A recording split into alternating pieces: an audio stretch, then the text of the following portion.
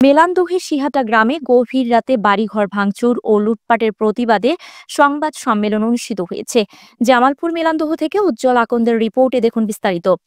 জামালপুরের মেলান্দহ উপজেলা চরবানি পাকুড়িয়া ইউনিয়নের সিহাটা গ্রামে মৃত জাহাঙ্গীর আলমের পুত্র মোহাম্মদ আসাদুজ্জামানের বাড়িঘরে গভীর রাতে হামলা চালিয়ে ভাঙচুর ও লুটপাট করার প্রতিবাদে গত ১৬ই জানুয়ারি সকাল ১১টার সময় সংবাদ সম্মেলন অনুষ্ঠিত হয়।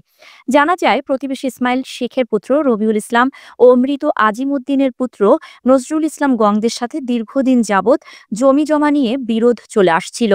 বিরোধ চলাকালীন এক পর্যায়ে গত ১৫ই জানুয়ারি বুধবার দিবাগত গভীর রাতে রবিউল ইসলাম ও নজরুল ইসলাম গংরা অতর্কিতভাবে আসাদুজ্জামানের বাড়িঘরে হামলা চালিয়ে ৩টি টিনের বসতঘর ভেঙে নিয়ে যায় এবং টিনের বাউন্ডারি সহ ঘরে থাকা নগদ ৫ লক্ষ টাকা লুট করে নিয়ে যায় বলে ভুক্তভোগী আসাদুজ্জামান সংবাদ সম্মেলনে অভিযোগ করেন।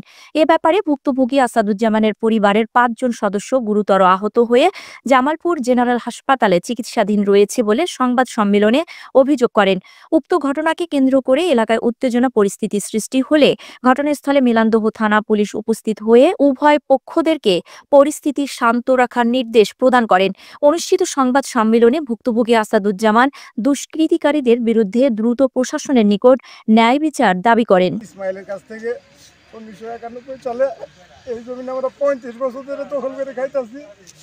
আর আমরা বাড়ি করার জন্য আমরা ৭ ভাই, আমাদের ওইখানে থাকারও সমস্যা, বাড়ি করার জন্য এখানে আসছি। ইসমাইলের ছেলে রবিউল গম তারা গত রাতে আনুমানিক ১:২৫-এর দিকে আমাদের বাড়ি ঘরে হামলা চালিয়ে বাড়িঘর ভাঙচুর করছে, আমাদের মারপিটও করছে। এখনো ৩ মাস হাসপাতালে ভর্তি আছে।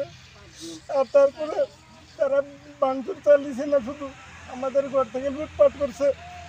এই যে জমিনে দাঁড়িয়ে আছে, এই জমিটা আমরা ৫ লাখ টাকা বন্ধক দিয়েছি, এই টাকাটাও তারা ছিনিয়ে নিয়ে গেছে। আমরা প্রতিনিয়ত এখন নিরাপত্তাহীনতায় ভুগতেছি। তারা এইভাবে গভীর রাতে অতর্কিতভাবে আমাদের হামলা চালিয়ে আমাদের ক্ষয়ক্ষতি করছে। যে আপনারা এই যে দেখতেছেন, এইখানে আরও মানুষ আছে, সবার কাছে জানতে পারবেন। এদেরকে জিগে গেলে এরা প্রকৃত সত্যটিটা এটা বলবো।